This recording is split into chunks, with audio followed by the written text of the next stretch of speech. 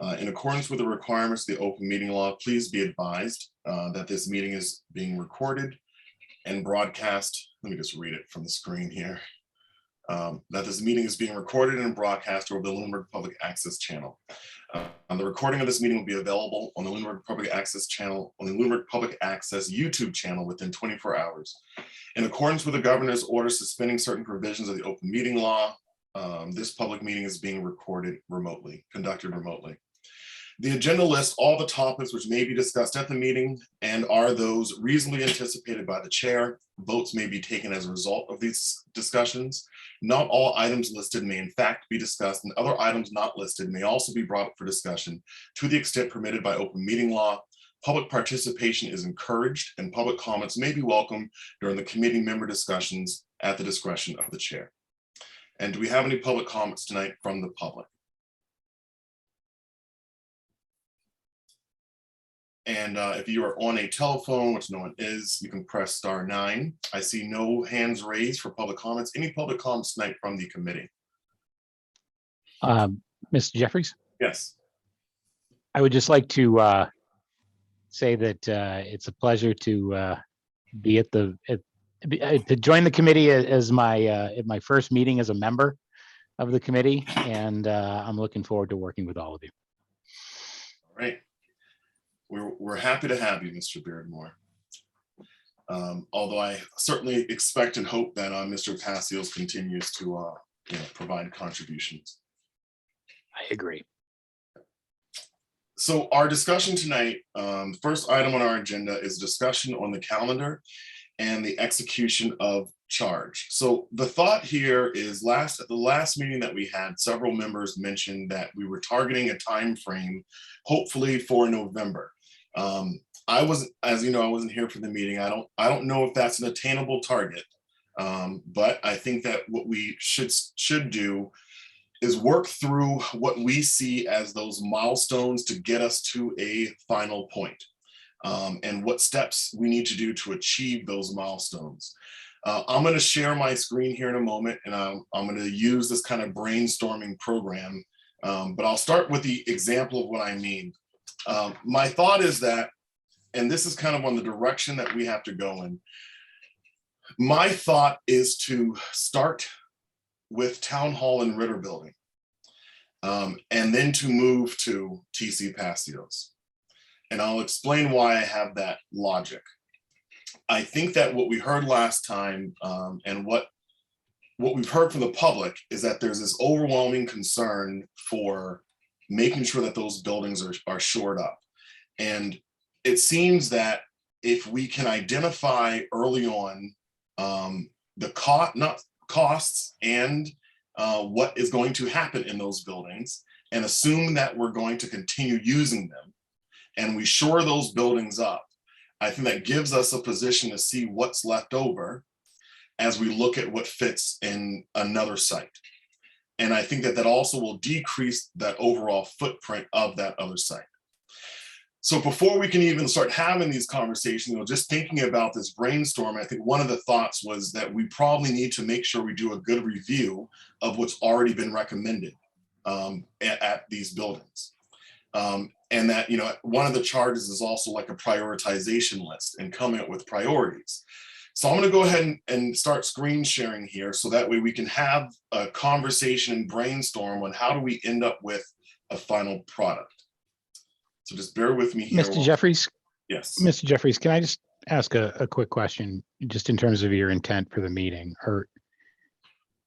Or is your intent of the brainstorming to assume that we're going to start with Ritter and Town Hall?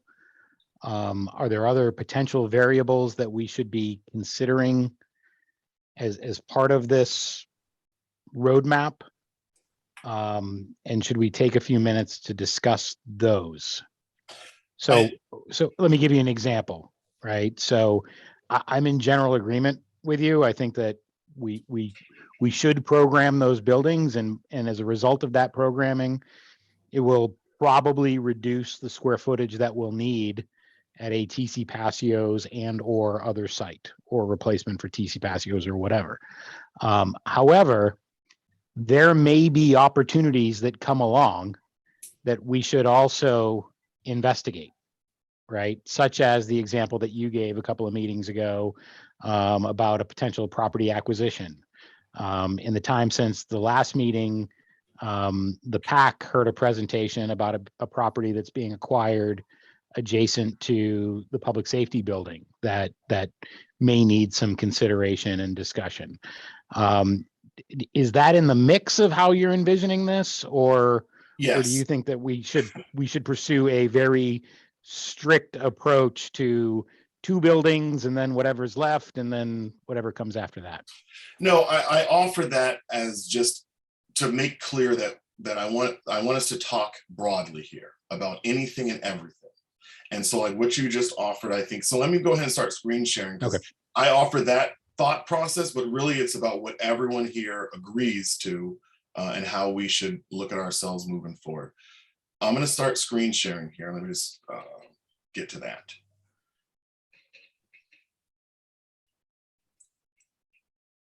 And so, okay. And let me know if you guys can see this okay. Is it big enough on your screens? Yes. And all it should say is one little thing in the middle. All right, so we're going to start here and just start building off of it. So I think, you know, as I mentioned my thought on this, and everyone feel free to just start throwing in ideas. My thought on this starting off is to review, TAP A and Vertex reports. And there's probably subtasks underneath that, but that's my start for how we're, one thing that we need to do. Christina. And you don't have to raise your hands here. You can just talk. Earlier, and then the presentation we did, and some of the sizes are different. So are we assuming that the TAP A and Vertex sizes are correct, or the sizes that were done during the TCP for spatial needs are correct? Just because that might change things a little of how we could fit where. I don't know what to. I think we can consider all of it and kind of sort through that in the process of what we want to hold us back. Maybe you should include in that, Michael Ray, include review of the report that we got from our architect, because that's now a year old. So we probably don't have it all memorized. So the Giorgio report. Do you know how to spell that? Yeah, that looks good. Yeah, that looks good. Sorry, not to complicate things. I just didn't. So out of curiosity, has there been a document that sort of keeps track of the items in the Vertex report that have been crossed off? And has there been any revisiting or reprioritization of the work that is outlined in that report? Several things have already happened. I think that if we identify that we're going to review the reports, that when we have that meeting, I'll make sure that we do our homework so that when we come there prepared. Yeah, I would just throw out there that capital planning has definitely approved some of those items in the Vertex report. Yeah. Exactly. Yeah, so we've done some stuff, but I also think that there'll be other things that, it's not just the list of work that needs to be done to shore up the buildings, but there's also costs associated with the potential programming in those buildings, right? So the example that's been thrown around is, for example, if we put school department offices in Ritter, we're going to have to make sure that the walls of the offices reach the ceiling, right? And that's not in any report, to my knowledge. Yeah. I think that's something that, now how do we incorporate that in? That may be some of the takeaways, or when we get to the point that we're reviewing those reports, I think we can probably have those kind of in-depth. I think tonight what I'm looking for is more topical. What are these topics? What are these conversations that we need to have? So, how can I convert what you just said, Mr. Beardmore, into a topic? Program specificity. I may, I was on capital planning, I believe, when the TAP A or the Vertex whichever one looked at the 5 buildings came out. And then again, I think also TCP, but the capital planning process went through kind of like 2 separate iterations when those came out. Capital plan requests from existing departments, and then a secondary level of, well, these are obligations that we have from these reports. And Yeah, so that was weird. that does exist, Matt, and I think Brian could probably speak to that. It's been a bit of a circuitous path to get to some of those items through the capital plan. But that absolutely, has happened. And there's also a proposal in this year's budget to create a facilities director, actually a facilities department that would become responsible for managing that as a managerial role. So that may play in as well, because I think some of those priorities have gotten a little lost along the way, as you might expect. Okay. And just to speak on capital planning aspect, there was a lot of items, a lot of buildings that had those vertex report in the capital plan, but not all of them made it because there was so much needs for the town. Okay. But a lot of that stuff even exists in out years in the capital plan, right? Like the capital plan is not just the year that we're in, but there's also forecasting that's done by department heads in out years, and a lot of that stuff is still accounted for. Okay.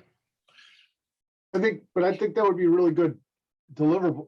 I'm going to call it a deliverable on that task, is to come up with like a spreadsheet that summarizes what was recommended for, maybe the summary has like 3 columns.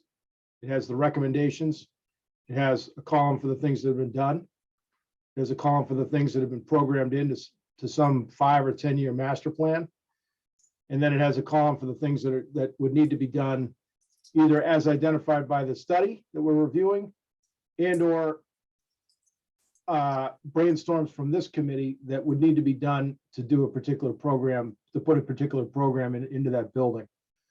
Now, did I hit those 3 areas correctly? I feel like I'm not. You said detailing recommendations, what's occurred, and what was that 3rd column? Yeah, I was thinking like kind of develop a list per building of what was the recommendations of things that needed to be done. And then like column 1 would be what's already been, or just identify what's been done. If anything hasn't been done, but is programmed into a future capital plan. So, what I'm trying to get at is it would be good to have an analysis of what it's going to take to bring this building up to usability for a new program. How much of it's already been paid for? How much of it's programmed under a capital plan, which is already budgeted? I mean, I'm not that it's already budgeted, but it's sort of halfway budgeted. Yep. And then Forecasted. what would need to fund as a debt exclusion, perhaps. So I think that might be a helpful analysis. Okay. So that seems to be the deliverable from reviewing the reports, right? Is that at the end of our review of the reports that we have then this information, that we know what's identified, that there will be additional information that we can procure from the town side of what's already occurred. And so that way we have a product that says, this is what we know needs to happen. Yeah, I think it would be good. I think those reports are huge, right? And there's 5 of them or whatever. Yeah. Yeah, I think it'd be great document for the town to have that someone could pick up and look at in 5 or 10 minutes and get a really good idea of what was recommended when and how much it was budgeted for, hasn't been done, just a real nice, I think that would be a benefit just to have that in one place anyways. So. Okay. And I think that there's another column that I think Greg referred to, but you haven't put there, and maybe it's a whole other activity, Michael Ray, but it's Cost. well, actually that's another one. Yeah. But so with respect to programming, right? Like, and this is a preposterous example, but I'm intentionally making it preposterous. Let's say we decided that we wanted to turn Ritter into a maintenance garage, right? Well, there would be costs associated with turning it into a maintenance garage. We'd have to buy overhead doors and stuff like that, right? But we'd also have to go through the process of ensuring that the building met the need that we assumed would go there. So we'd want to meet with the DPW director and whatever, right? So my point is that to get to new programming cost is, a step or two well beyond the review of the Vertex and Taipei as they exist today, right? Like there's a subsequent step beyond that, which is probably a better, less preposterous example is where I went to first, which was, school offices in the Ritter. Let's investigate that possibility. Let's see if it's real. Let's see if it's something that's worth exploring, and then figure out what the additional costs would be to get it to that point where you could actually do that program in that building. Yeah, I agree. I think Because it is- by the way, I think it is a it may not be worth, and I'm again, fixing the front end of the Ritter for ADA compliance when we would ultimately need to completely change the entrance and put it on the other side or whatever, right? Like you have to think about the program before you go and investing in the stuff that you think may already be charted. Yeah, I see, I don't want to interrupt, sorry. Yeah, Mr. Roy, go ahead. I see that, as Peter suggested, it's probably coming after your review of prioritization. That we sort of pull a dipstick on where we've been over the last 5 to 7 years, come up with a good list, what's been done, what's programmed in. Then we go through and we reassess the program, the priorities, like you have that review prioritization. And then I think Peter's absolutely correct. I think that's where the rubber's going to meet the road on this. We have to come up with what's going to go where, and then figure out. I see a big early step. A big milestone for me is getting to a point where we can ask the town what we need for support to figure out the cost of things, right? Because we're going to presumably come up with a plan of programming this in this building and this in this building and this in this building. And then we're going to have to figure out, okay, what's the cost of that?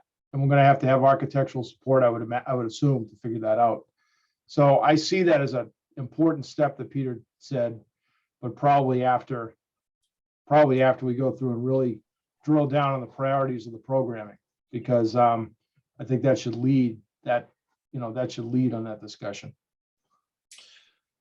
All right, so and I'm just going to summarize what the two of you just said and just ask if anyone else has any more comments. So what Peter and Greg are saying here is that as we discuss these, that programming is a critical part of this assessment of needs, and that we may identify that if we go along with certain programming, that is going to decrease the need for certain recommended actions, in these reports. Am I summarizing this correctly? I think that my opinion is I think this needs to probably be I'm kind of aligned with Greg on this one a little bit. I think that my opinion would be to separate it, that we discuss our needs, and then once we figure out programming, that we then go backwards and see how does this impact, and kind of looking at those prioritizations. And then figuring out, okay, if we're going to put this space here, how does that change the plan? Oh, Michael Ray, as a Yes. question, I mean, are you going as needs? Are you going as I'm going to go by the study that DeGiorgio did with the interviews of the departments, because that's the most recent. Are you going by their wants, or how do we determine their needs versus their wants? Well, I think that that's the conversation we need to have. Wants, needs, and like loved. What do we say? Reality. No. Well, Yeah, I think that there's wants, needs, and then there's like what's practical, right? Like, is that the product or is that another item? Well, I think I would the way I translate the task of the committee here as it's been restated, is they want a priority list of what we put in of what we programmed into the TCP building.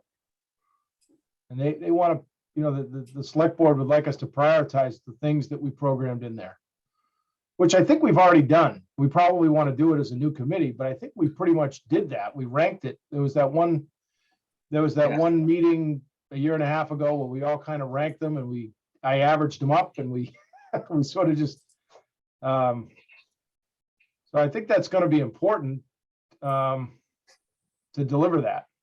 But Greg, I think that those I understand exactly what you did, and I recall that process. But I think that the context now is quite different. Mhm. You know, the context from before was priorities with respect to 55,000 square feet of renovation You're right. versus priorities of 2 existing buildings and a possible renovation that we want to be under a bar for cost containment purposes, right? So we're looking at this thing through a whole other kaleidoscope here that I think is going to affect our thinking. And it probably shouldn't come until we've gone through some of the stuff that's up here in orange, perhaps. I don't know. I think it's true. I think, yeah, you're right. You're absolutely right. I agree with that statement. So as part of the wants and needs, I think Matt Allison brought this up last meeting. Like there's certain things that regardless of what we do have to get done, like removal of the asbestos in the buildings. So regardless of what we put where, we know that's something that has to be addressed. So would that be in, like, I guess, like, I don't know what to call it, but it's something like, if we're using these buildings, it's like, yeah, facility requirements that would have to be met regardless. So maybe that's something we could prepare the town for, saying like, regardless of what we do with these spaces, you're going to have the underlying cost of like $200,000 to remove asbestos from the Ritter. Mhm. And you're going to have to pay for a new roof, or you're going to have to pay for windows, because that's something else that should really be taken into consideration. Yeah, I mean, they might tie into the deliverable from reviewing the reports, but I think that it is somewhat the same, somewhat different. Any other Michael, thoughts? right. Yep, Yeah, Brian. I would just add, I know you're where we have that forecasting the future capital plan, but I think also just the timeline. I think the town is also going to be looking for a timeline. I think we also have to take into consideration the remediation. We're going to be moving some people out of their offices. So we need to have a timeline of where everybody's going, what buildings are going to be worked on when. So I actually think we should think really carefully about that, because I understand the practical reality of, you know, if we're reprogramming a building that already has people working in it, then we got to move people around, and there's like a real practical challenge there. But I think that the process that we should go through, at least initially, should probably completely ignore that. Because my thinking is that the best use of a particular space may require an avenue that's a little bit painful or a little bit expensive or whatever, but we should figure out what the best use is for the space first, Agree. and then figure out how we get there. I agree. All right, so I am keeping it up because at some point it is one of those major milestones that we're still gonna have to do, is developing that timeline. But I do agree that in the process, the order of things, your feedback there, Mr. Beardmore. Mr. Black, any thoughts so far? So far, good. But I mean, I was going to say that I do believe the development of a timeline is important, especially if we're looking at it as multiple facilities, and whether it's done whether it's done all at once or one at a time. So it could, you know, because some of the needs for certain groups might change over time, depending on what happens next. As an example, I'll look at the fact that if we're going to do something with Turkey Hill, maybe that affects the needs of the school versus right now trying to put them in another building. So I do believe that timeline is important, especially if this takes another year to develop per se. Yep. Because, we've already talked about the timeline for Turkey, folks have talked about the timeline for Turkey Hill. Well, it's interesting that, Turkey Hill, I think, is with the exception of the financial ramifications of Turkey Hill, I think Turkey Hill is probably a little bit out of scope for this committee. It is. But interestingly, I think that there are uses that are currently in TCP that could very feasibly be reprogrammed into a Turkey Hill replacement or a Turkey Hill reutilization. And I think that those are things that we should probably touch upon or negotiate with the school committee or something, right? Like we should get those options kind of clearly on the table if they present themselves. And Peter, that was my thought. My thought was exactly that. It's because we've talked about that, the use of, in a lot of respects, I feel like things are being used at TCP just because it's there. There is a set space, and that has kind of grown programs to a certain square footage because now that's what they've gotten used to. Not necessarily that they need that at this point. All right. So yes, Mr. Roy. Well, just one thing on that point, just to say out loud again, that we did talk about that a lot, not a lot, but we talked about that during the previous discussions. And correct me if I'm wrong, just so everybody's aware, the conclusion, I think, was that all the school uses that are in the TCP building, if we were to program those into a new build or a renovation or whatever, we would get no cost participation from the state on those renovations. So we're not going to, by kicking that can 5 years down the road, we're not going to incur any costs, not likely to incur any cost savings or state funding for any of that space, because it would be outside of the scope of what the SBA would fund. So just to make sure everybody's aware of that. Yep. But Greg, on that same note, Greg, though, is that we're not going to get any state funding if we put them into another project. But I do look at it, there's other soft costs that there might be. So right now, the fact that you bus the kids from TC Passios to another building, for before and after school care, that cost of busing is substantial. Maybe that's a soft cost that it's saving in the long run to the town. Yeah. And that's the only reason. Or that it couldn't, or that design work couldn't creatively, account for dual purpose use or that sort of thing, right? That we just don't have the benefits of today.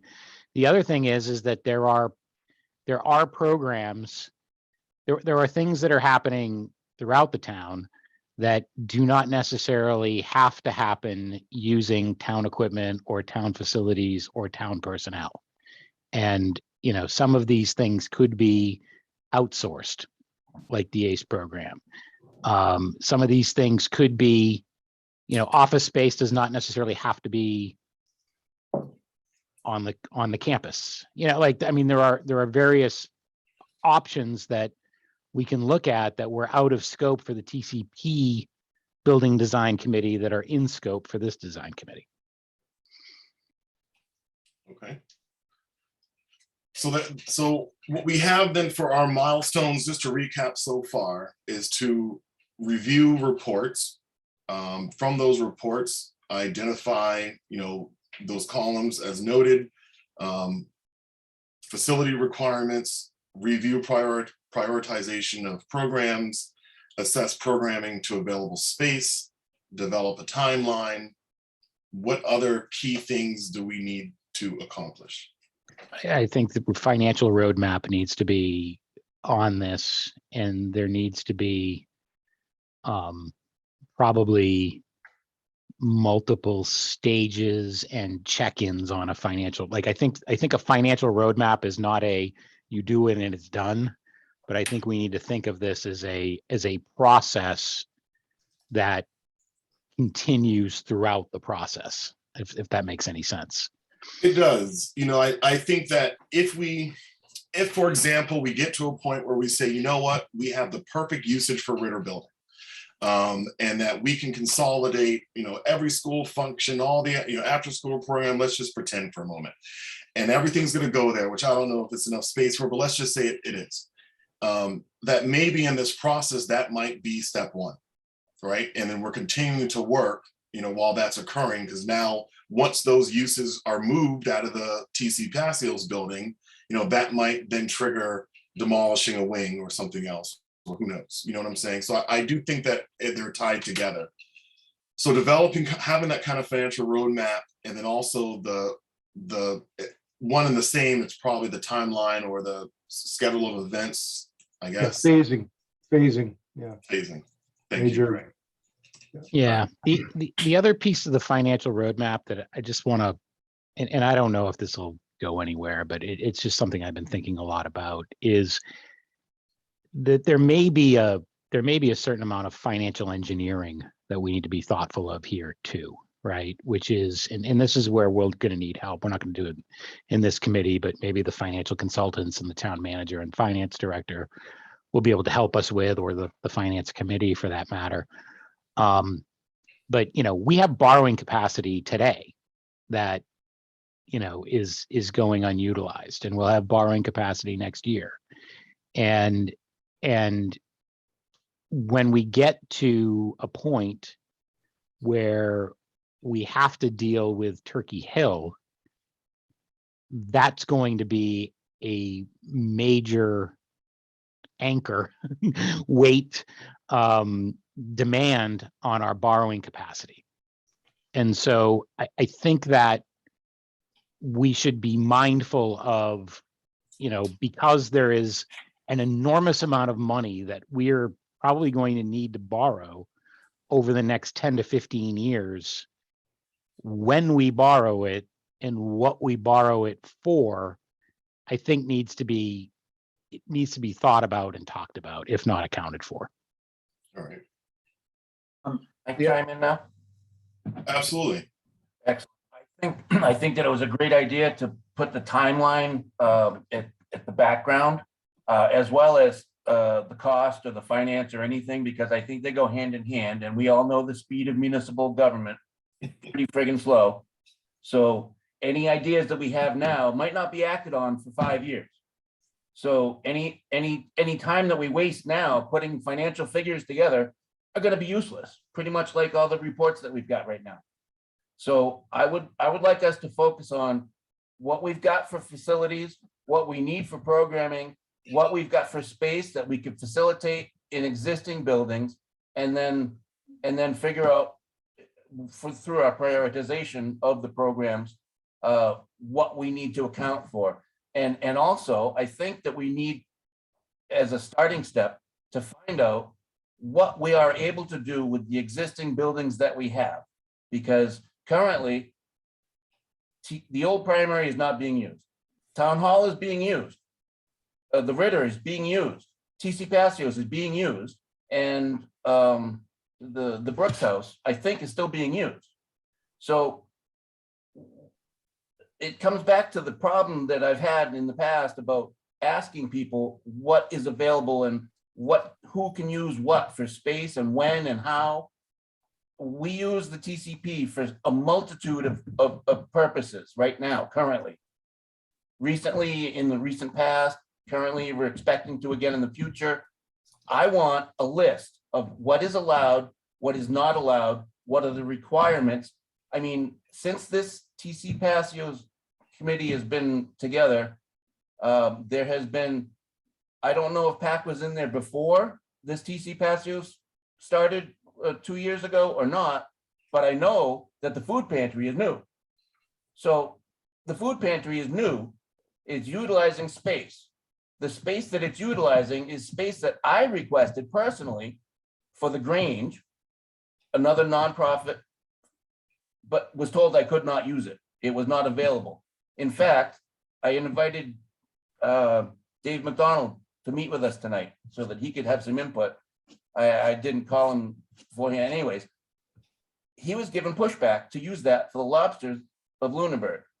He was told he couldn't use the kitchen. Well, he ended up using it, cleaning all the equipment. All the equipment got cleaned, and then it got sold on Municipal. And I don't think anybody in this group was aware of that. I mean, this group is looking at reusing that building. That building is refused for use by a nonprofit. And then the use of the nonprofit occurs. And then it wasn't clean, so they had to clean it. So now the powers that be have equipment in the building that they said was not usable, but was used. And now it's clean, so let's sell it. Yeah, that sounds like a good idea. I don't think we already know what we are allowed and not allowed and who can and who can't do what. And I'm not happy with that. If we're being told different things at different times to different people, are the rules changing? Are we being lied to? Are we being misinformed or misled? I'm not happy about that. Quite honestly, I think we should stop looking at timeline and money and identify what our town needs. And I'm sorry that I'm raising my voice. I'm really frustrated by the circular motion that's been going on for 7 years. And I'm going to keep repeating it unless we stop going around in circles. And I think this is a great idea. And I don't mean to be upset with anybody here because we're all trying to accomplish the same goal, I think. But I'm not happy with the stuff we're being fed from the people that we're trying to create information for, I guess. I don't know what we can use the TCP for right now. When we first started, I said, let's put everybody with a bucket of paint and some brushes and move the town hall there, and then we can figure out how to fix stuff. It didn't go anywhere. So it looks like it just needs a new roof. And then I'd like to figure out how we can utilize the space to relocate and reallocate existing buildings. Like if we can move the town hall to the TC Passios for a short term, temporary, and rebuild the town hall, which seems to be the primary focus of everybody in town, seems to be the most important building to everybody that I've heard of from that. If we can get it empty and vacated, then maybe we can stop $80,000 to mold remediate a couple of years ago. I don't ever remember hearing that come to the public. I don't think it came to capital planning. It may have, but I missed it if it did. But Mr. Allison, I just want to, just so I can, I'm hearing, I hear what you're saying. Some of it is probably unrelated to our scope tonight, but I want to make sure that what we're talking about addresses some of that. So as we discuss prioritizations, that this would satisfy, I think, the needs and wants that you're looking for us to do.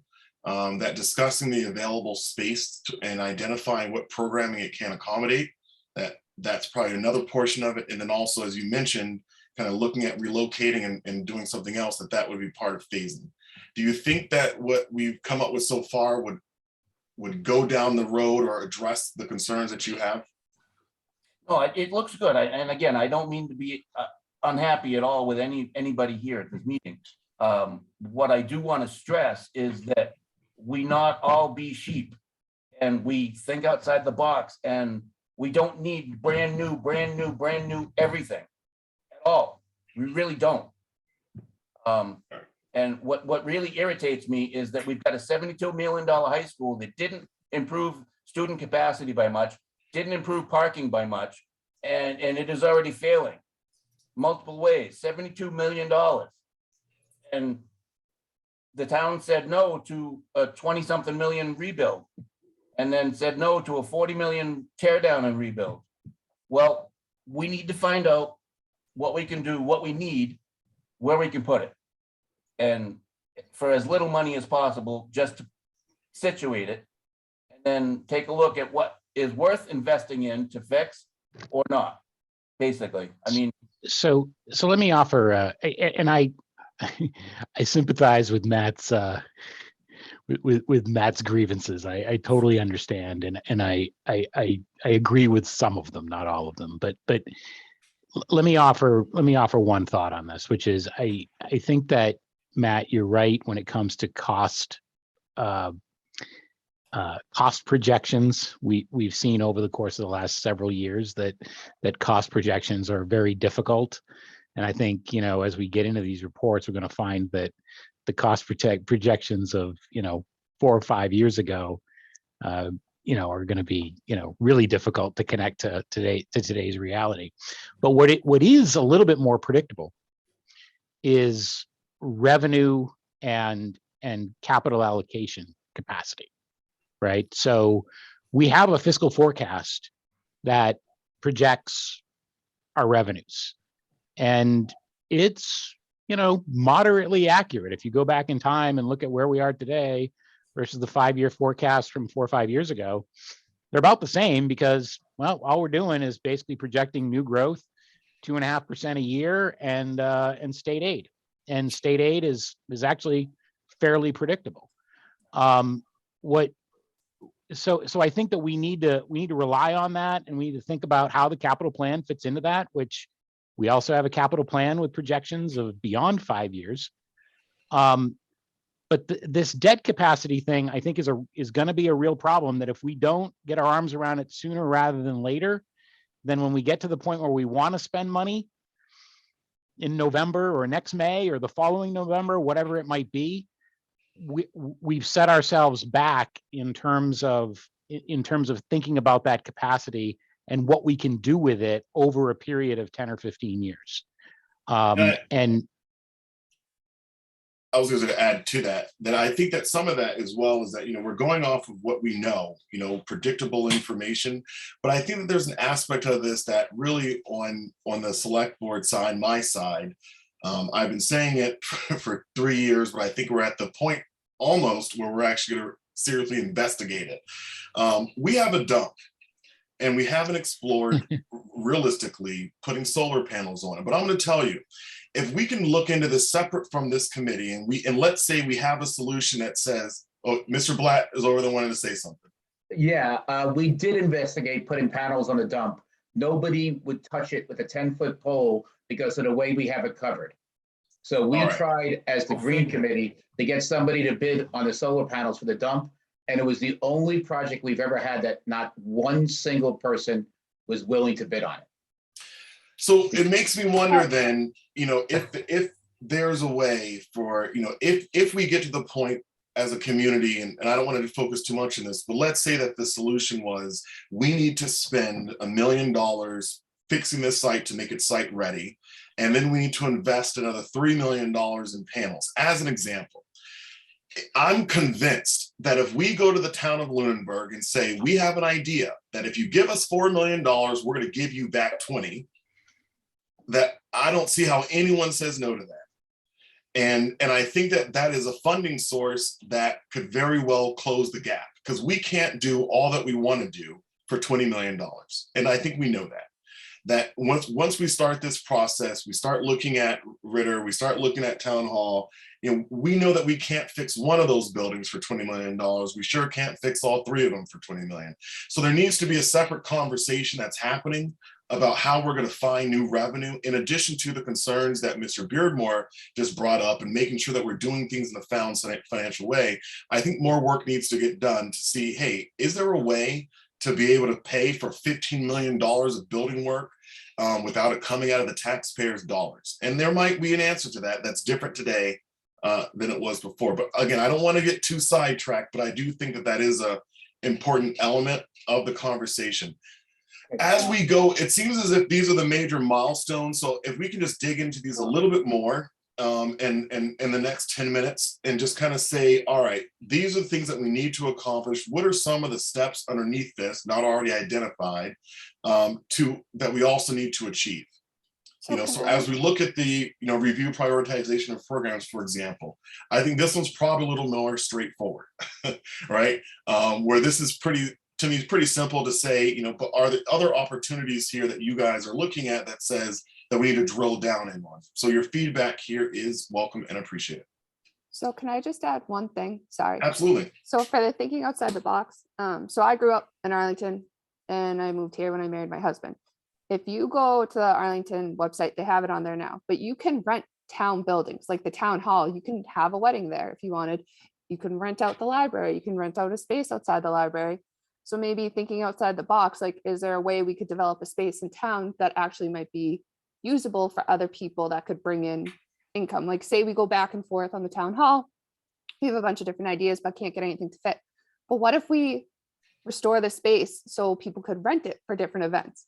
Something that might check Mr. Allison's box of saying, you know, Turkey Hill wanted a space, but we said no to his group. But what if they rented the space from time to time or had a way of reserving it? Just like you said, solar panels, which I know is kind of controversial, but there's different ways the town could also use this to potentially get some revenue off of it. All right. Mr. Yeah, Roy, Yeah, well, just one other thing, and just, I think under that, think outside the box. I think just put another line that says, creative reuse of existing space.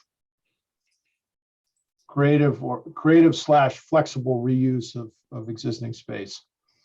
But, so that was just a point to add, but everything that was said here, yeah, this is actually a really exciting process for me, because I think it's going to take a lot of work. We're going to have to roll up our sleeves, but I think we're going to be able to provide the town with a pretty good, I'll call it a roadmap, pretty good roadmap, both timeline and financial. And I can see, you know, it's hard for me to articulate it here, but I think if we methodically work through this flow chart, we're going to have to prioritize it and drill down like you're suggesting here, Michael Ray. But I think at the end of the day, things are going to pop out at us off the page of, we could do that now, and it's not going to waste any money because we have to do it under any scenario that we're talking about. And we can start to identify things that to the town that, listen, we need to abate the asbestos in TCP. It doesn't matter if we rip it down or we reuse it. We're going to have to abate the asbestos. That's just an example.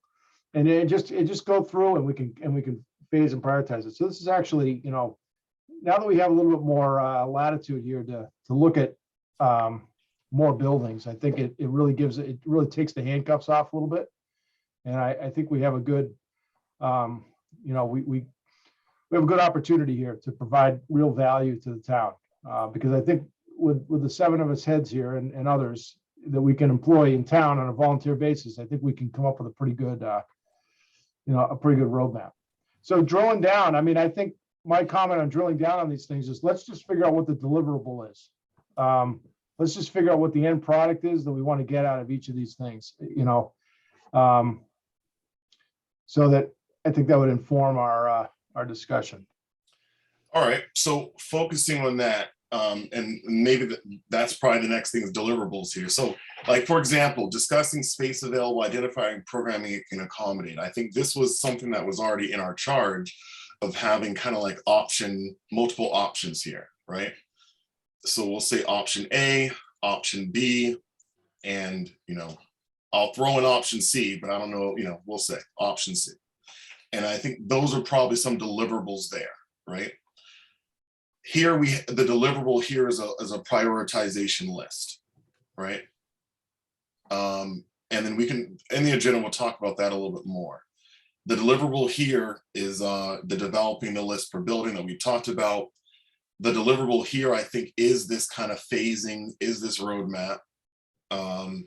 Facility requirements is kind of out here lingering. It may go away, may come back. So I think it's tied into this over here, this deliverable. But and it's also, you know, tied into this right here. So I'll see how we program that. But then also assessment programming. Can you remind me what was facility requirements? What were we trying to say there? Yeah, this was Christine was making the comment. Christine was making the comment about, you know, making sure we understand what's required, that, you know, what we have to do in all these buildings. Oh, okay. I think it's important. We're going to need that.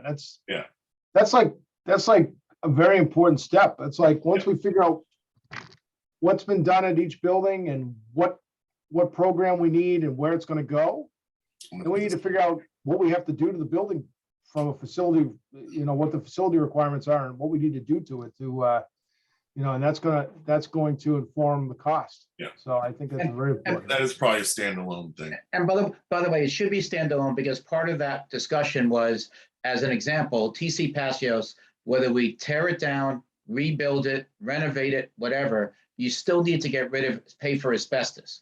So The fact of the matter is this is a facilities requirement, or you need to pay for a roof.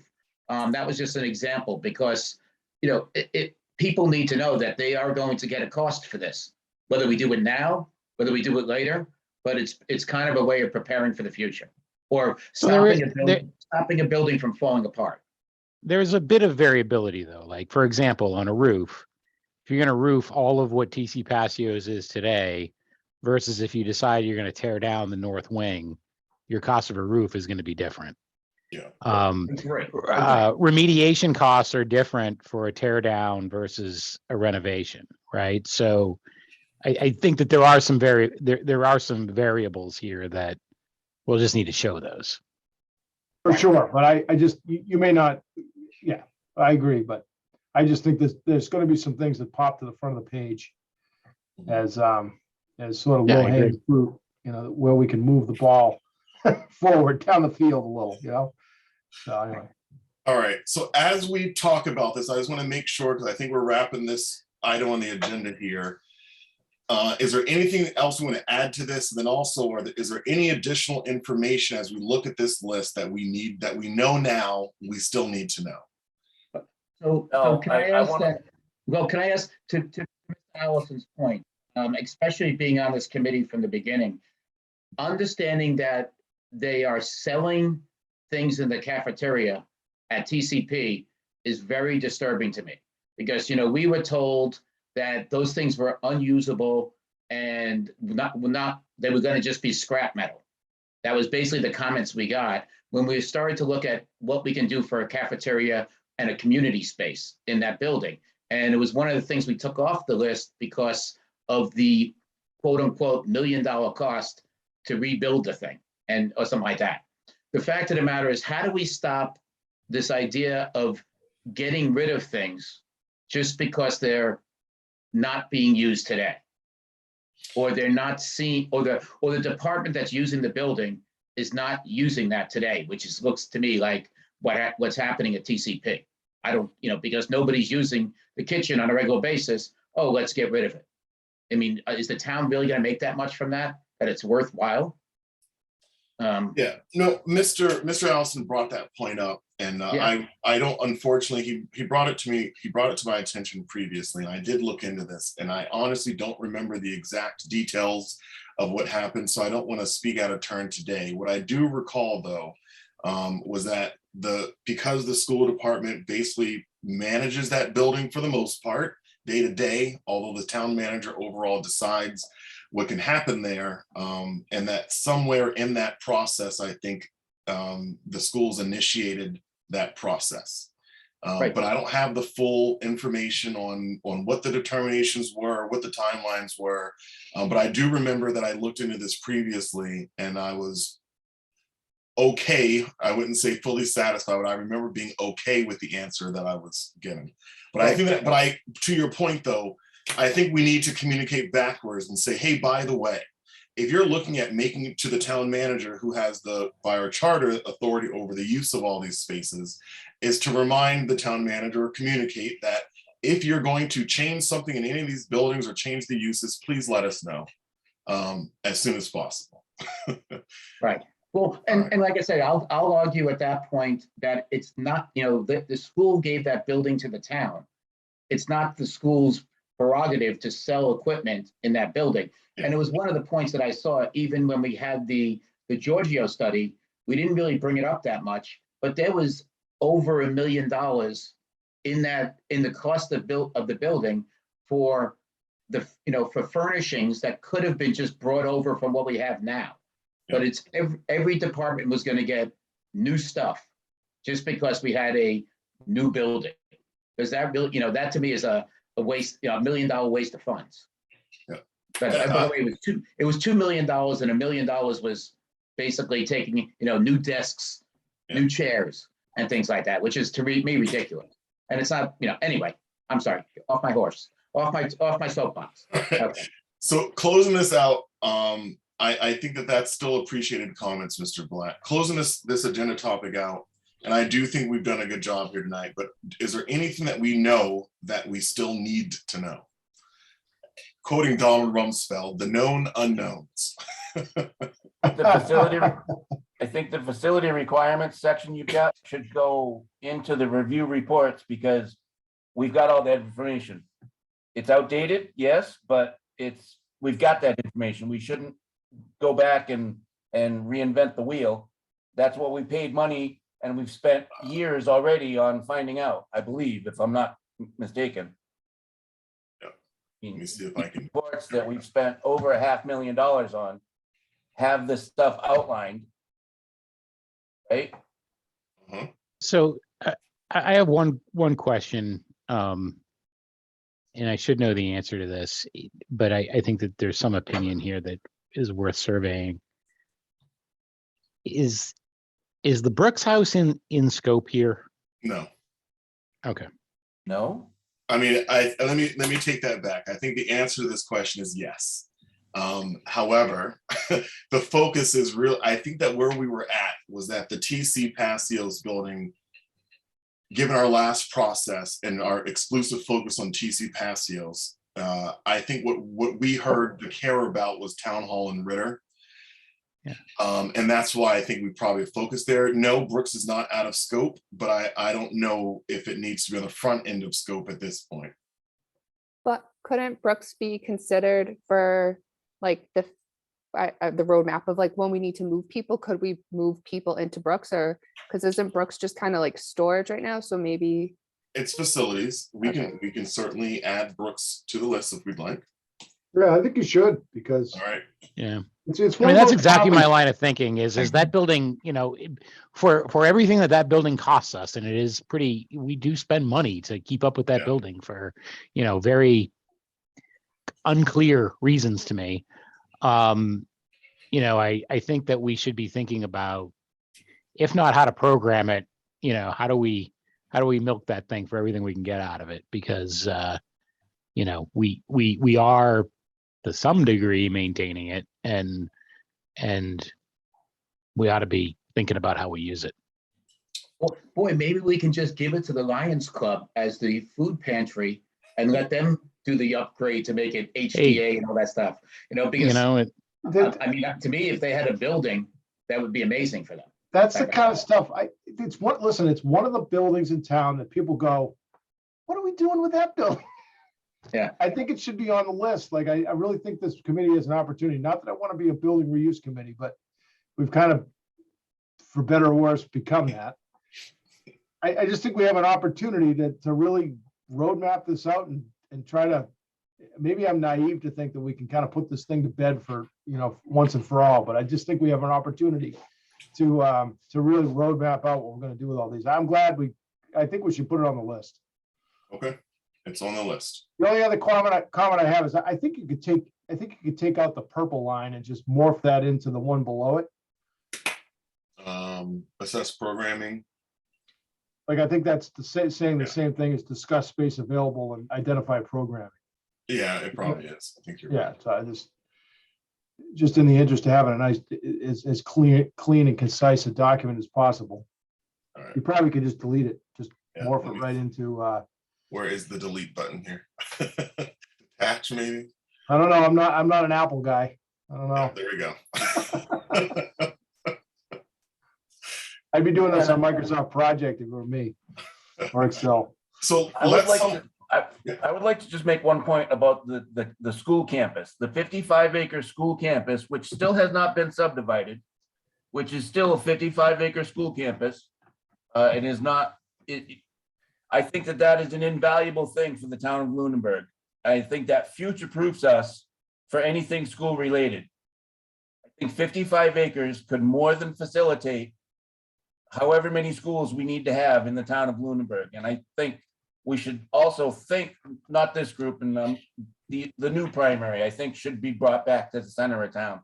But a 55-acre campus is incredible. I don't know a lot about school campuses in Massachusetts, but it sounds like it's probably fairly large. And we're talking about future proofing, we have spoken about it, but regardless of what buildings are there now and where they are and what we've got for fields and what's parking, whatnot, 55 acres is a lot of land contiguous in the center of town, and it historically has always been our school campus. So I think that piece of land is very, very important to consider keeping as a school use. And my intention of using TC Passios was certainly just temporary to juggle different buildings, empty a building, fix it up, reoccupy it, empty another building, fix it up, reoccupy it. But at the end of the day, I would feel that we would be remiss to the community if we broke up that 55-acre campus. I think, Mr. Allison, I like that comment, and I think that we should pick that part of this discussion up when we talk about potential warrant articles, because I do have a piece there on that. Good. All right, let me just make Can that. I ask a question that's off Yes. topic? So the school that they're talking about redoing in 10 to 15 years, is that the one that's not on the school campus or one that currently is? Because I know there's No, one it's school that's like, kind of, Turkey Hill, which is on the corner of Oak Ave and Northfield Road, is Okay. part of the school campus. It's now it's not the TCP is the oldest building on well, Brooks House is the oldest building on that campus, but TCP is the oldest school building on that campus, followed by Turkey Hill. but they're not connected. Like you have to leave the school to like go get Yeah. to that other school. Well, actually, you could walk between them Oh. today, but yeah, Okay. but you can't drive. The football field separates the high school, middle school from Turkey Hill. Okay. Think of it that way. It's on the same, it's on the same parcel though. Yeah, same parcel. Gotcha. There's a paved walkway between them. Okay. I thought they were like completely separate. I didn't realize they were on the same. Yeah, they have that look and feel, so to speak, but they are legally speaking on the campus, on the same parcel. But only the TCP is in the village district. So even though it's one big parcel, they carved out a portion of that parcel and put it in the village district, and the rest of That's it's an not. interesting Brooks point. House. And the Brooks House. The Brooks House That's is the in Brooks too. House. Yeah. Was the All right, I library part That of? could I be think adjusted we- too. I think we've beat this one up today, and I think this gives us a good map for how we go forward from here. It seems as if we're going to start here and then probably work our way around in some kind of order. So I can make sure that I get this out to us, and I'm going to stop screen sharing here so I can see the participant list today and see if there's anyone that's participating that would like to have any comments or questions at this point from the public. All right, and seeing none. So the next part of our discussion tonight, next topic is discussion on committee communications and public outreach.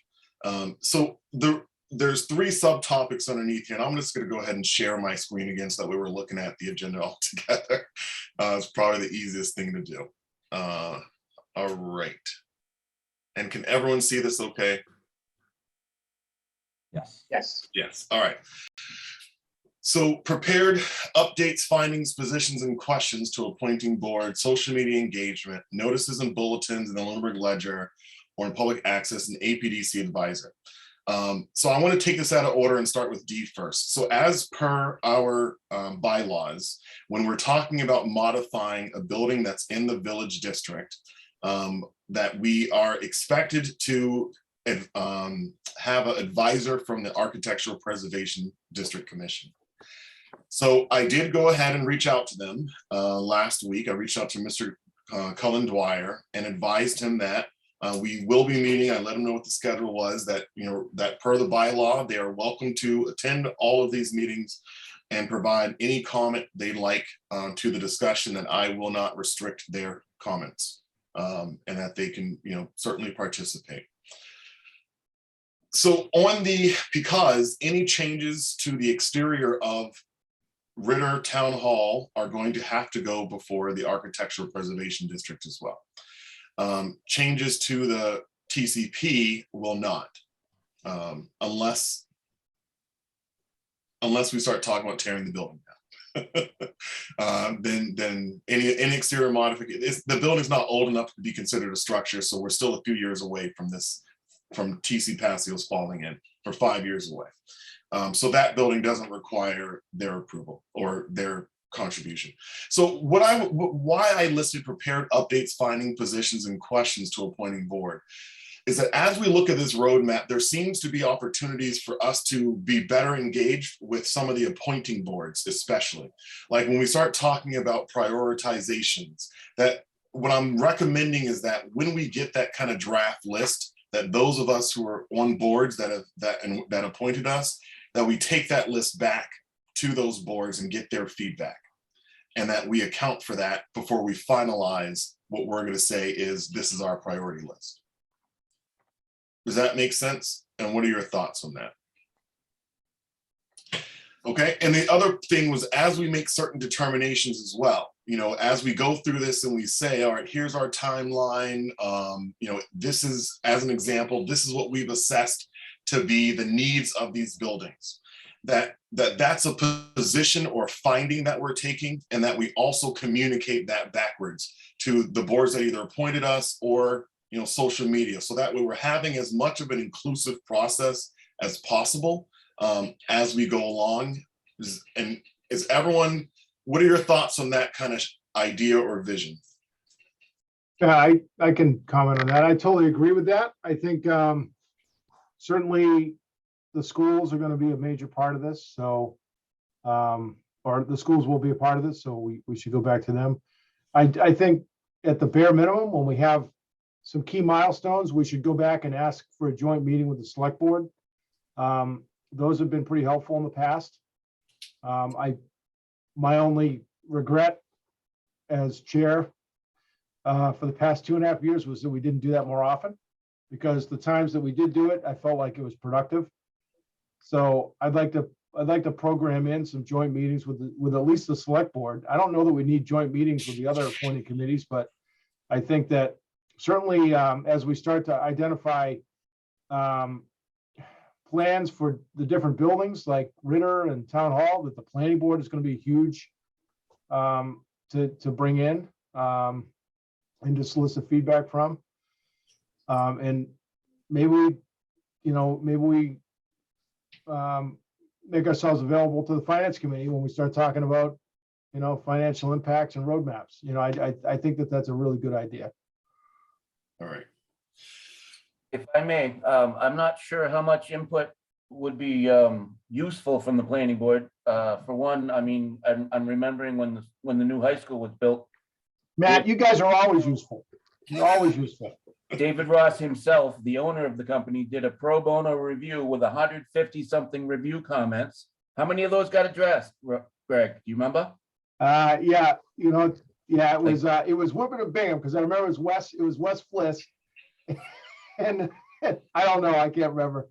So it was like 20. David Ross with 150 comments on the project, and maybe 20 of them got addressed. Because it was MSBA, they didn't have to listen to us. Yeah. So moving forward, this group is not going to be MSBA, right? Yeah. So then we might have some standing, but our legs were cut out from us last time. So and no, but I think that when we start talking about things that would fall under the planning board's purview, I think that it would be good in the initial planning stages of this thing, or in the initial master planning stages of this thing, certainly to get feedback from the planning board would be good. I mean, I just think that when we stand up at the town meeting, if we can have buy-in from all the boards that are represented on this committee, it would be, not that we will, but if we could, it would be great, Christina, did you have a comment? Oh, I'm sorry. I thought I saw you like raise your hand or something. Oh, no, I just had, sorry. No, I was wondering about the social media engagement, the notices and bulletins, and it's like, you get a lot of people that get very angry on social media and will say what they say, but how many of them actually come out and do anything? Or yeah, there's minimal translation of social media anger to votes, in my opinion. But the opinions from people who do post things, they are valuable contributions. I know that a lot of times, it's people get that screen anger, but so the topic is like, do we want to create a social media page that then engages the public as we go along? The answer could be no, but it's just, is that something that I don't have an opinion on this as far as one way or another, and nor would I be interested in maintaining a social media page. But the question is, does anyone think that would be beneficial, and does anyone want to do that if they do think it's So I think that it would be beneficial, not necessarily as a matter of engagement or discussing the particulars of any particular topic that we have to get through, but rather as a mechanism of just informing people that we're having the discussion and there is work that's being done. Because I think that that subtle reminder is important to people, that they know that there is work being done, that there are people doing the homework. And so when the time comes to bring, relevant information or decisions to town meeting, that people have that context beginning, existing in their heads. And, over the last couple of years, the school committee has been pretty, diligent about posting agendas and just providing real straightforward information. Such and such is going to be talked about at Wednesday's meeting. I have done that less consistently with the finance committee, but, I think that there's value to the community just as some kind of reminder, push information rather than pull, meaning somebody would go to the town website and check the town calendar and see that there's a meeting. Getting in front of them just to know that there's work being done, I think is valuable. That's Dave. So a couple of things on this. One is that when we talked about having meetings with the boards that people are appointed from, I would look at the people from those boards to report back to their own boards, and actually come back to us. So maybe there's a item, when we look for public and then committee members discuss comments, in that comment section of committee members' comments would be feedback from other committees. So like if you go to the select board and the select board says, oh, we got all these questions, or, oh, they really hated this, you're giving us feedback at that point. Because we have some great members who are great representatives of our own boards, that they should be the ones that are actually feeding back to us, as opposed to extra time on our side.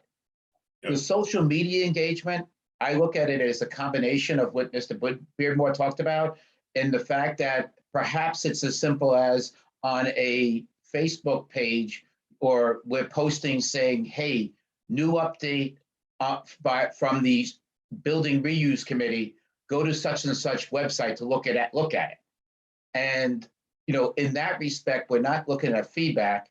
We're still going to get it, but you're kind of pushing information and having folks go to a site where they cannot reply directly, or they cannot add comments directly. So you're still asking people to go and look where they're going to go and things like that. Yeah, but you still will have the people that post the link and then comment and be like, read paragraph 3, where they say, they want to paint the town hall cream instead of white. Can you believe that? Agree, but agree 100%. But however, as soon as you mention social media, it's a two-way street. Yeah. And that's the only problem, is that it is a two-way, and you want to inform them, but unfortunately, I agree with you. It's not the folks who volunteer for committees and boards that end up writing those comments on the Facebook page. So I think it sounds like updates via social media, and it sounds like what you're recommending is kind of taking like our town website and maybe our section of the town website, and maybe that's the location where we post the prioritization list, or post that road map, or post those options. Is that a fair understanding what you're saying, Mr. Black? That's correct. So as opposed to a social media, it could be a social media link to something, but it's on our town website. So they still have to make an effort to do it. All right. I agree. I got to tell you, I think the social media blasts of information, like Peter was saying, and I think Dave was saying, is valuable. But I'm not willing to step up and do it, because I got to just be honest. I'll say this right on TV. I'm not at any of the town of Lunenburg Facebook pages, because I just can't take it. It's not good for my mental health. I've tried. I just can't take it. So I'm not in any of them, so like I can't be the guy doing it, but I think that pushing out our agenda on social media is probably a good idea in theory. And people are going to comment on stuff. And I think I would, as I've said in the past, I would encourage us never to comment on or respond to any of those things, even personally. First, that's just my opinion. That the only thing that you would say in that type of context is please come and join us on Monday night at whatever and talk about it, in the public context. But I do see the value of social media for blasting out information and getting and because it gets it in front of a lot of different people, and it gets people, to Peter's point, it gets people under, even if it's just subliminal or in the back of their minds, people are understanding. Oh yeah. When we go and ask for something at town meeting, a bunch of people might have it in the back. Oh yeah. They've been talking about that on social media for a long time. Yeah. Even if they haven't been totally engaged. So I see that value, but I don't know who's going to do it. Well, maybe the next conversation is with the town manager. Right. Oh, I'm sorry. What was that, Brian? Yeah, so in regards to the social media engagement, I can kind of just bounce off of that. So I was actually the one who started up the social media with the school committee's Facebook page. I have no problem doing that as clerk too. It kind of fits the position. I think the key is just making it factual, and we can even discuss as a committee what we want to get out there and get it out there. I think with commenting, we obviously got to be careful with open meeting law, but I think it's minimize comments to factual information, relay them back to the website, relay them back to the committee and our meetings. Yeah, and just my 2 cents on that, Brian, is if you're already a member of whatever they have out there discussing Lunenburg, or I don't know what they have out there now, but whatever. Maybe we just use one of those robust presences already and just do it as a discussion point rather than making a whole new Lunenburg Municipal Building Committee thing that now we have to build a whole friend presence and people have to like it. Just use something that's already constructed that already has a lot of viewers, and just do it as an informational post. Yeah, That's what I've been doing with Finance Committee, and I think it's fine. It's Yeah. not. We can do multiple groups. How did that Google poll go over for the old primary space? Did you actually get a lot of response back from that? Because that might be something worth doing for this. Like when we brainstorm options, we could put our options out there to see how people feel about them. Yeah, I mean, looking at all the results, I think that I don't remember the exact number of people who responded. I think it was somewhere between 50 and 60. It could have been between 50 and 70 people responded to each one. The comments were really similar, so it was probably the same. Some comments were clearly the same population responded to both surveys. I think it's difficult my opinion is that, sometimes you look at social media and you would think that 1,000 people are going to be at the town hall the next day and nobody's there. So I don't know. I haven't seen a strong correlation between online comments or outrage to town action. I think it seems to be a way for people who maybe can't or don't otherwise engage to kind of get their opinions and voices out there.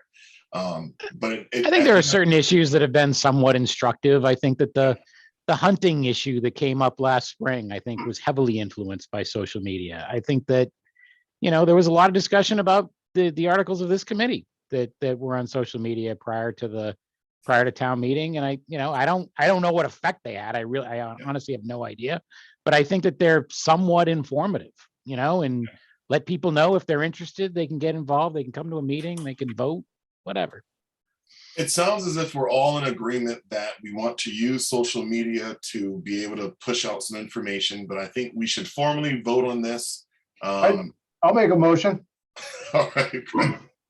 I'd like to make a motion to authorize Brian to post informational posts on social media at the instruction of the board, of the committee. So we'll instruct Brian what we want him to post and when we want him to post it, and then Brian would do it. Is there a second? I'll second. All right. Since we're on Zoom, let's do this roll call. Christina? Aye. Matt? Aye. Dave? Aye. Peter, Aye. Greg, Aye. Brian, Aye. and an aye for myself.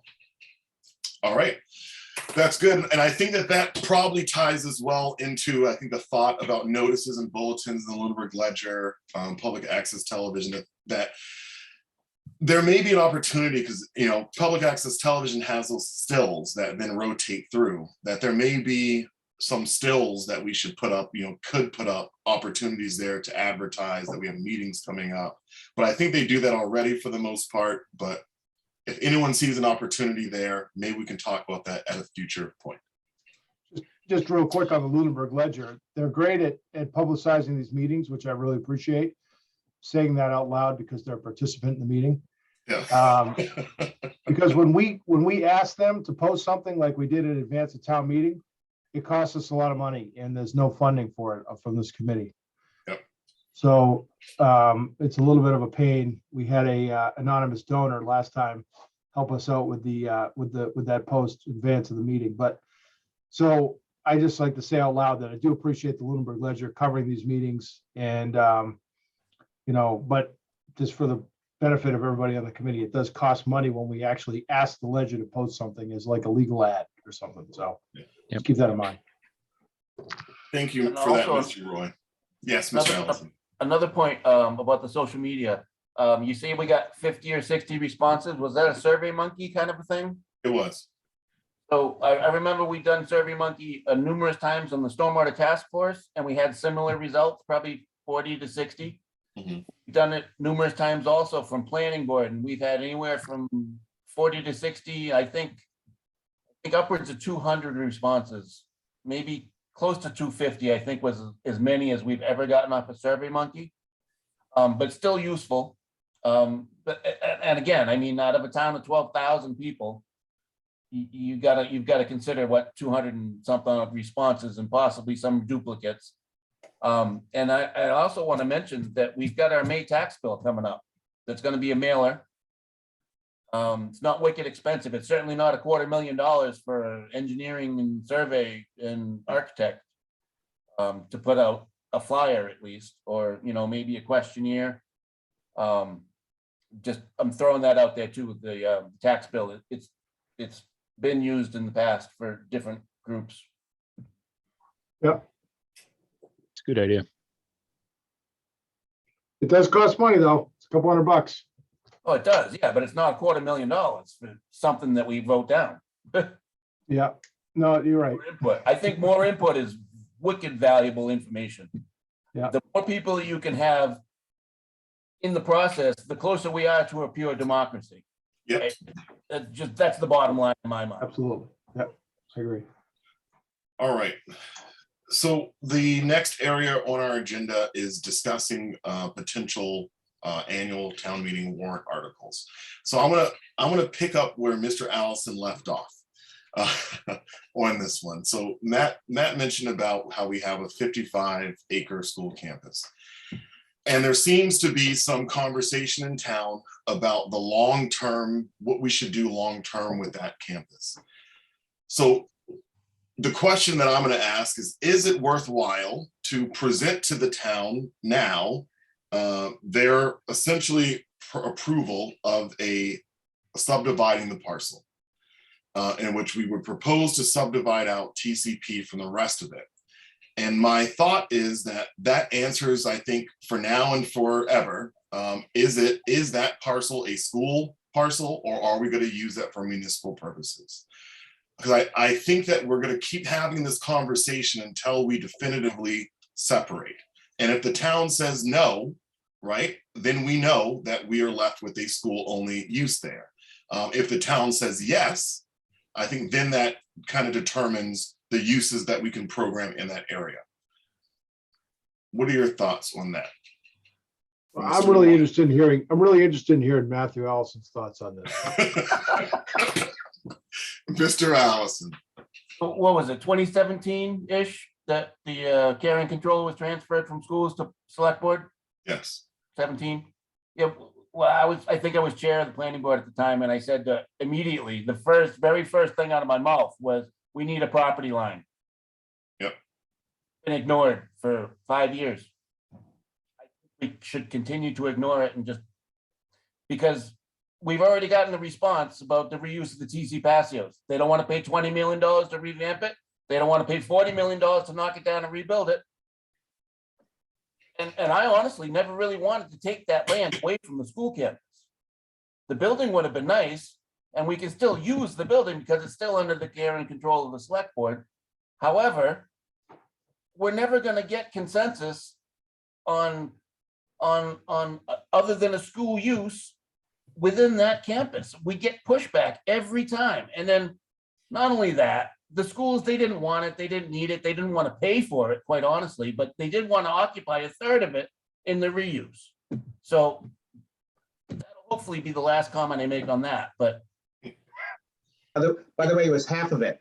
It wasn't a third, it was half of it was for the. Was it half? Oh, Yeah, okay. yeah, it's more than they have. Yeah. So I think, I tend to agree with Matt that I don't, if we were to put the article up, I think I would vote against the article. Like, I don't support doing this. But I actually think that there may be value in doing it anyway, in bringing the article forward. And the purpose is as I think you just outlined, Michael Ray, that it's instructive, right? Like, if we, and if it was presented that way as well, right? Like, look, we have a property here that is in an ambiguous situation. It's in very close proximity to the middle high school, but also the library. It borders the Eagle House property. There's a playground on the other side. I mean, there's a lot going on there. And the issue, the last time we looked at this, which was the most recent special town meeting, the topic is confused, or not confused, but complicated by other matters. The $40 million or $30 million or $20 million or whatever flavor you want. Whereas I think if we were to take a pure view of this and say, take the money off the table and just look at what does the town want with that property. And here's where Matt and I agree, and I think we'll probably agree less than half the time. But on this one, I agree. Like, I think that we should preserve the 55 acres. But that gives us guidance moving forward, right? And that guidance will partially be, all right, well, then we probably ought not to plan to put a town hall there if the town doesn't want to subdivide the property, right? So I think that while I would be against the article, I think I would be for bringing it forward. Okay. I guess so, but my opinion on this is, what the heck difference does it make if we put a town hall on the school campus? I think the complication is that if we can answer this question now, one way or another, that when we talk about the finish line, that if we're putting a school over there and people are just adamantly opposed to, we're putting town hall over there and residents are adamantly opposed to that parcel being used for that purpose, they want it to be the site of a future school, they're going to vote no. But how many people who would otherwise vote no would accept that the town has already voted that it's not going to be the location for a future school, more than likely? And then now, so now the conversation is different about what municipal use we want to do there. It resolves the question. That would be the value I see in putting that question before. I agree then with that sentiment. I think it's probably a valuable exercise, but I think that instead of just asking them, do you want to subdivide the property? You have to make sure you almost want to say, for general municipal purposes. See if the town will vote to subdivide the TCP, subdivide the parcel surrounding TCP for the purposes of constructing a municipal building. Because you need to, like, if you just ask them to subdivide it, you're not, like. I think you have to be oddly specific. I think the question is, do you want town hall at TCP? Because people might say, no, I don't want town hall there, but I want the food pantry there, or I want senior housing there, or I want after school. But I think the specificity gets in the way here, right? Like, I think that the question is, do we want to divide this property for municipal purposes or do we not want to do it? Right? Like it's Yeah, as simple as that's what I that. mean. It's not, Municipal it's purpose. not Okay. specifics. Do we want to put a town hall there? Do we want That's to put a fine. gymnasium or whatever? That's Is it fine. municipal ppurposes or is it school purposes? School, See, I that's think we're gonna fine. get into That's trouble with fine. that, because then. I do say- actually think, I do think that's valuable. Mr. Roy, Christina? But say they vote no, say we don't want any municipal things there. And it's people that are just saying, well, we didn't want town hall there, but we are fine with everything else there. Then we're now closing that parcel of land, that door on that parcel of land for all that stuff. So that's the only thing I'm afraid of, if we So- vote no on that. It On would- that broad thing. It would make it complicated because you'd have property that we now are saying is not for general municipal purposes, that's under the care and custody of the select board. And so there would be another vote then to give it back. And at that point, we don't have a mission at the TC Passios. I don't know. I think it's not that I'm trying to stop this process, but I think it's worthwhile because maybe as we start talking about these uses, maybe we come to the conclusion. I mentioned Ritter would, as an example, I mentioned school uses all in Ritter. Maybe we come to a conclusion then that says these are those municipal purposes that we're going to target for Ritter Town Hall, best uses we can get there. And now whatever we do at this building is strictly going to be, non-government, more education child type focused. So that will change the conversation. Because what would be viable is just school stuff. Michael Ray, I think that I'm going to completely contradict what I just said. So bear with me. I think this may be a question that should come a little later in the timeline, so to speak. Once we and my reason for that is I think that we need to give people some or provide for some imaginative outcomes here. Right. So as Christina just explained, like we may be offering a binary decision that has multiple offshoots of it in terms of, can we put a food pantry? Can we put a accountant's office? Can we put a whatever? Right. Like, so I think that we need to add a little bit more context maybe to this. The other thing that I'm reminded of, as Christina just was explaining her position, is that when the building articles came to the school committee last fall, and I can't remember the exact context, Brian, you might help me out here, but you brought the question to the school committee, like, does the school committee see any purpose for this building that would be school specific or something along those lines? And without much discussion, the school committee basically said, no, all clear, go build a building there. Yep. So, while I may have my position and Matt may have his, I'm not sure that, we've got a consensus, not even a consensus. We've got well-formulated opinions in terms of the ramifications of subdividing or not subdividing. I think it might require a little bit more thought that might be needed prior to the first Saturday in May. Could we? Good guys, can I just start a quickie on here? I do believe that having, whether it's an article or whether having a sentiment and a clear direction from the town on this is important. Because right now the scope that we're looking at is huge. And if that scope, by just one simple conversation, that the town, that basically the voters, the 150 people that come out to vote are going to say, no, I don't want town offices on the campus, kind of helps us 100% on what our, limiting our scope. Maybe stops us from being a 1.5 year long committee to a 1 year long committee. Okay. I'll go with the 6 months if we can get it to do it. But the fact of the matter is that's my fear. My fear is that if we have a huge scope and the problem at the end is, bringing them options, it's going to be too many. It's almost like telling your kid, what do you want for dinner? And not saying you have a choice of broccoli or asparagus. You're just telling him, what do you want for dinner? And I feel like that's where we're at right now. We're at that, what do you want for dinner? And there's 50,000 options on the menu, type of thing. Brian? We're at the Cheesecake Factory. Right now, we're at the Cheesecake Factory. Okay, so. The root of all evil. Yes.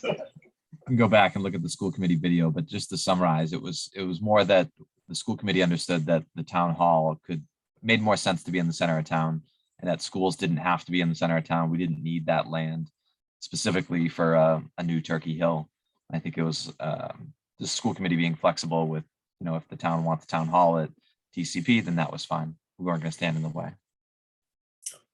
We do have a pretty big parcel on in the Whalum area that's reserved for a future school. And there used to be a school, according to the Historical Society, in that part of town.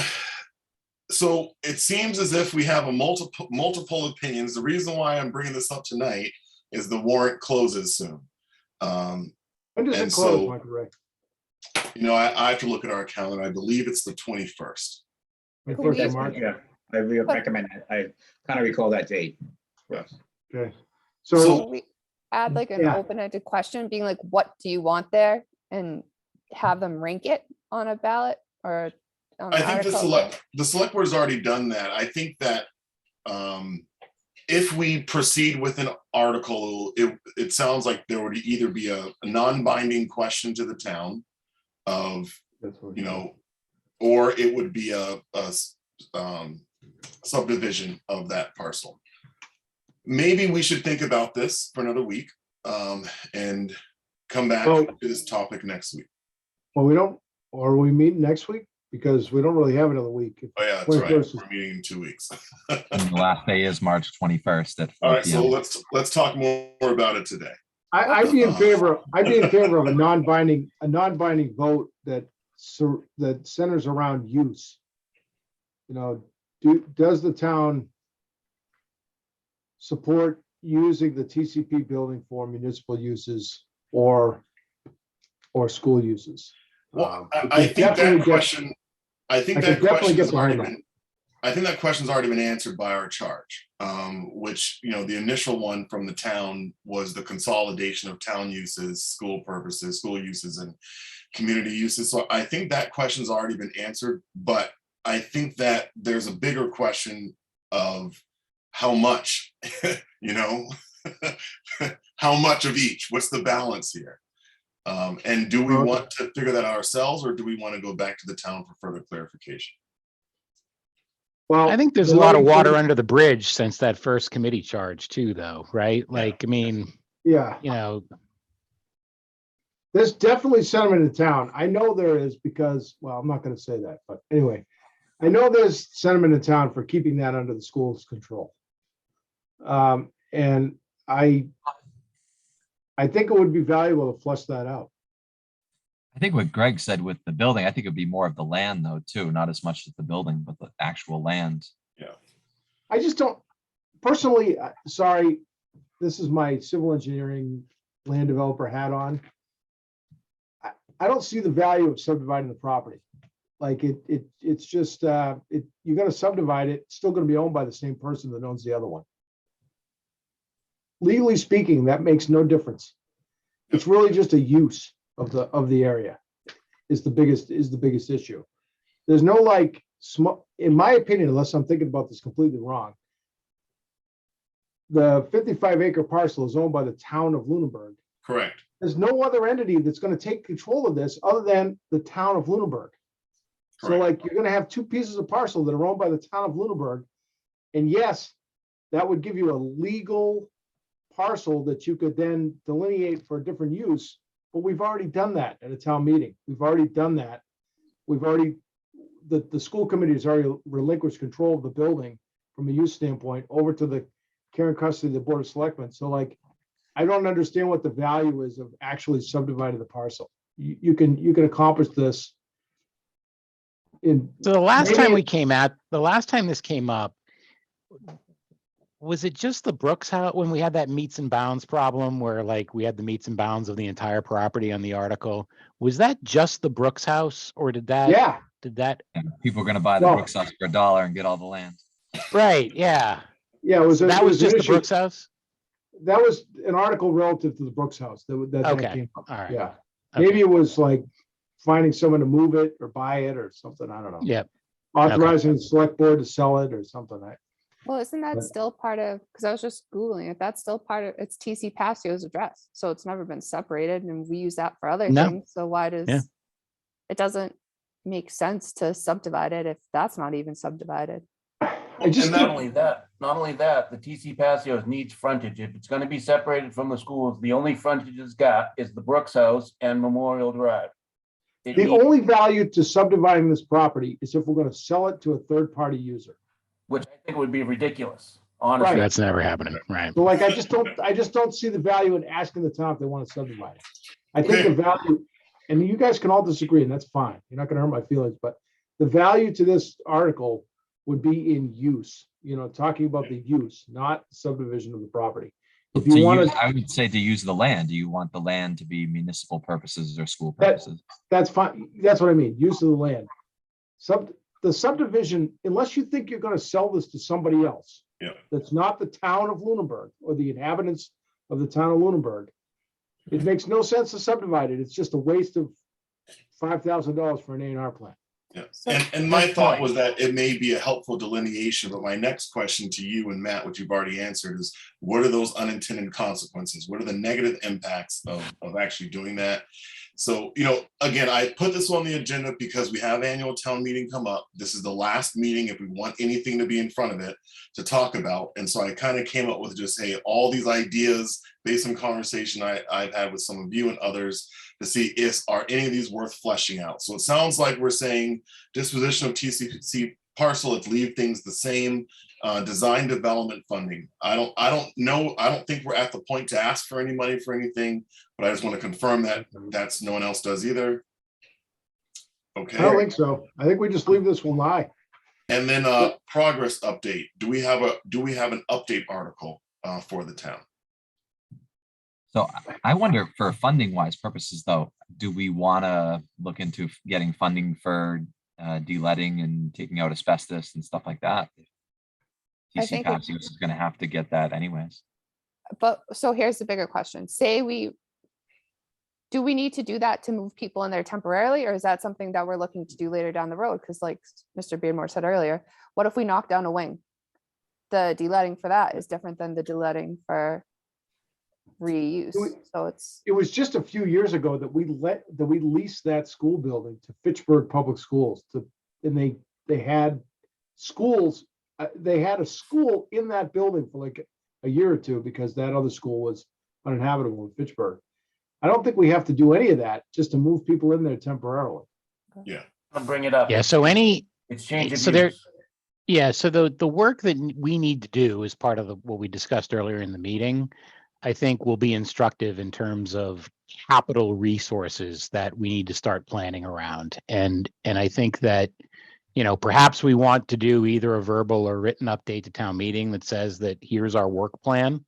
And we don't have a lot to inform you on right now, but this is what we're working on. I think that's reasonable. But, in terms of things like asbestos mitigation, there's already quite a bit of asbestos mitigation on the capital plan right now. In fact, this year, we've got, a few $100,000 going to 30 School Street for asbestos mitigation. So I'd be hesitant to add anything on this warrant that's capital related, only because I feel like we're not ready to do that, beyond what the capital planning committee has already done. Okay. I'm in agreement with you as well, Mr. Beardmore, in that I don't know if we're at the position to ask for any money. But it doesn't sound as if we're in agreement about just giving the town that rough update of what we're doing. Yeah, I and I'm think not an even update- sure it needs to be verbal. I think it could be a written update that we stick Yeah. in the warrant or just leave as a handout at town meeting. Like, I don't want to waste people's time if we don't have anything substantive. Okay. And I don't think we will have anything substantive. I'm saying that wrong, but I know what you mean. So which way do we want to go here? Handout, kind of go that direction. Really, the question is, do we want to have an update article? And I'm, like I said, I don't have a strong opinion one way or the other on this one. It sounds like you're not in favor of that, Mr. Beardmore. Mr. Roy, what are your thoughts? my thoughts are we're gonna have a maximum of 3 meetings between now and Yep. town meeting. So I don't think we're gonna have anything substantive to share in that time. So I would say if we did anything, my opinion would be to do a summary like we've done in the past and not even ask for a warrant. Just have a handout at the table that people take and can read. All right. Looks That's like my everyone- opinion. We're all in agreement on that. And the first paragraph is saying you're welcome for not wasting your time with a warrant article and a presentation at town meeting. There you go. As far as the handout at town meeting, I think it might be beneficial if, I remember it was a couple years back that the select board had done a similar thing, and it was a similar use. It was about the buildings, I believe, right? The handout with the like 6 questions or something. Yes. If we could do something similar to that, I think would be beneficial. We could remind them that we're saving them the time at the annual town meeting by not, ruffling our feathers, wasting their time. And we would like their input, and just short and sweet. I think that would be really good. And some of these, the property line could be one of the questions. What do you think about municipal uses on a school campus? Is the 55-acre campus important to you? That's a primary question. I mean, it's important to me. I have no kids, but as a town and our obligation to raise our children with education, it's extremely important. I mean, not only for our obligations to the town, but logistically and having it in the center. So there's a bunch of very rudimentary questions that I think that we could get some fairly clear answers on from the 50 or so people that show up. All right. Yeah, So I agree. I want to make sure we don't delve too heavily into the details of the handout, but it does sound as if that when we have our next meeting, that this is something we should talk about, is having a handout or survey and have that on our agenda for next time. Okay, it sounds as if we are not going to be putting forward any warrant articles, which is probably a good thing. And all right. So I think, this is kind of a workshop formatted meeting. I'm not sure what's all wrong with my coloring here tonight. I can see that everything kind of went orange a little while ago. So, but I think this has been a really productive meeting so far. So, and as most of them are. So I really do, I think all of them are. So I do appreciate everyone coming tonight with their thinking caps, as we used to say when we were in school. So for old business, we have correspondence to and from the committee. Has anyone received any correspondence to and from the committee? All right. Do we have any action items or things that we need to get? Any needed information from the town on anything? No. Okay. Actually, Michael Ray, Yes. those TAP A reports and all those reports, is it possible to get a soft copy to make it easier to look through them? Yeah, they're all on the town website. On the town website? Okay. Yep. So if you go into, I can screen share this one I can screen share for a sec. Let me just open up Safari. The search feature works really well. If you're looking for something specific, just go to that blank search bar, type it. So if you go into government, then boards and commissions, and then we go down to I think our name has been changed here. Lunenburg Municipal Building Design, and it has all of our information here. I think this still needs to get updated, not a big deal. And then we have the quick links. So all of our presentations are here, as well as the TAP-A study, DeGiorgio reports, and then we have the Vertex for Ritter and the Vertex for Town Hall. Okay. Yep. Okay. They're all there. All right. No, that's fine. Like I say, I just, having a soft copy is a lot easier for trying to search for things. Okay. All right.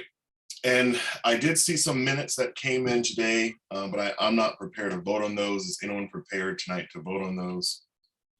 The minutes were for an older meeting. This is before we actually went to town hall. I mean, to town meeting, if I remember correctly. Correct. I haven't reviewed those minutes. I'm not sure if anyone else has had the time to review them. I'm not sure how much they matter at this point. Those minutes. I went through them real quick. I mean, I'm I'm happy to accept the motion. Happy to put forth a motion to approve them. Okay, Mr. Roy, If you'll accept it, I'll make a motion to approve the minutes of the October 27th, 2021 meeting. is there a second? I'll second. All right, and let's do this roll call. Christina, Aye. Matthew, Aye. I'm reading names here. Brian, Aye. Dave, Aye. Peter, I abstain. Greg, Aye. and I will abstain as well, so I haven't read. Okay, minutes are approved. So future meeting schedule. So we agree that our meetings will happen on the first and third Monday of each month at 6 o'clock. And so the next meeting schedule is for March the 21st, April the 4th. We are going to have a conflict in April because April the 18th is a holiday. So if we want, it may be helpful tonight if we can kind of just take a look at our calendars and see if there's an alternative date that we can come up with in April for a second meeting. That's not the 18th, which is also this year, the day after Easter and the day that taxes are going to be due. I'm going to be gone, Mr. Chair. I'm going to be gone that whole entire week. School That's vacation week. weeks. Yeah. I'll be gone from the April 16th through the 24th. Okay.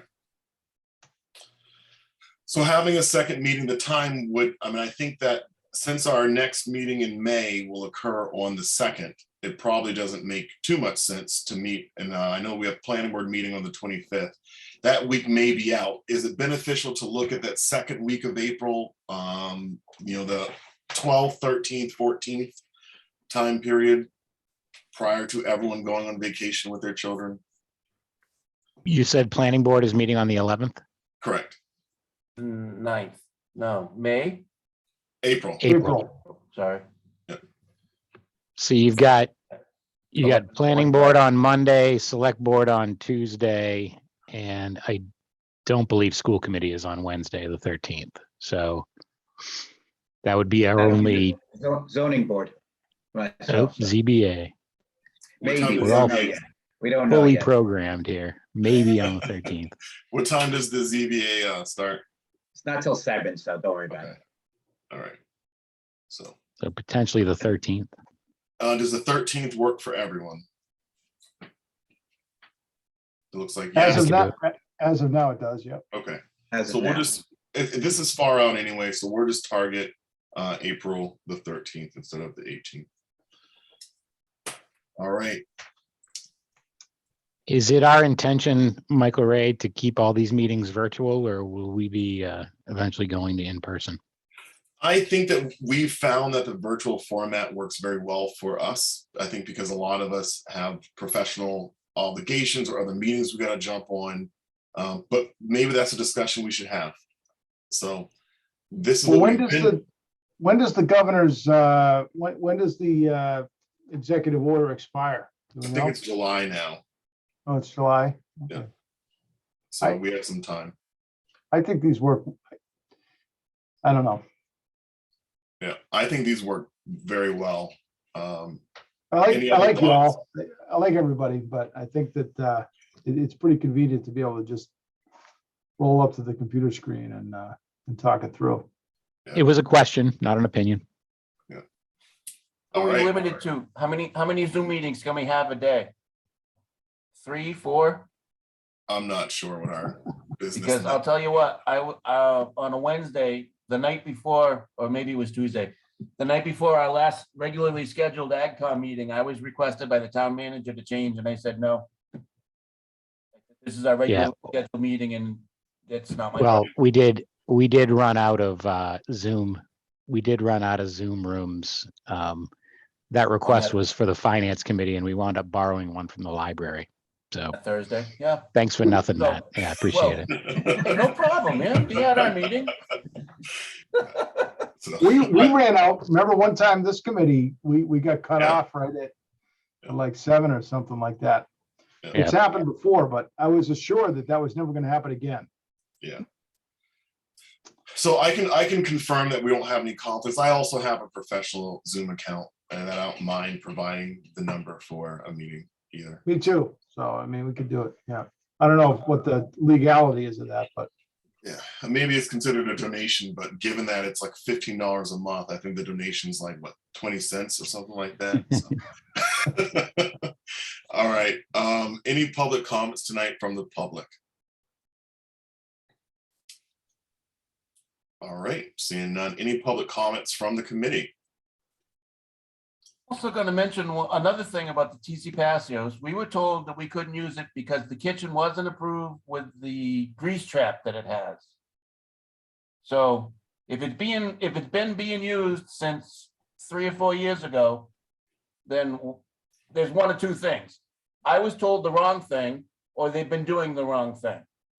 So Yeah, I'm really sick of getting the runaround from the people that are making the decisions and telling people this, that, and something else. I'm not happy about it. And I think it's fairly obvious, but I think that the town of Lunenburg is owned by the 12,000 plus people, not the people that sit in their offices at town hall. Period. all right. So I'll make a public comment. I'll just confirm, Mr. Allison, we do not have a certified commercial kitchen at the TC Passios building. Okay. So, you know, at our next meeting, I did reach out, and we'll be reaching out to Jamie Toll and Dave McDonald. And I'm blanking on our third, was it Damon? But we'll be reaching out to members who are on the building reuse committee just to invite them to offer some of their feedback and experience with us. I think that may be helpful information. This was a recommendation by Mr. Allison, and it sounds as if we have members who are willing to, community members who are willing to do that. So I will extend an invitation again to them.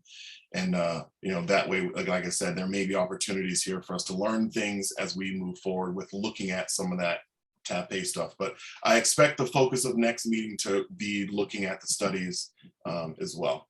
I will keep as a standing thing on the agenda what we had talked about the community correspondence. So that way we just have a placeholder there as we go forward. Thank you all for your time tonight. And do we have a meeting to motion to adjourn? Thank you, Brian, for the volunteer for the social media. Thank you. Thank you, Brian. I'll make a motion to adjourn. Second. All right, roll call vote. Christina, Aye. Matthew, Matt, Aye. Brian, Aye. Dave, Aye. Peter. Aye. Greg, Aye. and an aye for myself. All right, thank you. Just Thanks, for everybody. minutes, who moved to adjourn? Peter seconded. Okay. So Greg moved. I've done minutes. It's a pain in the butt if you don't have that clarified. Thanks, everybody. Have a good night. All right, thanks, guys.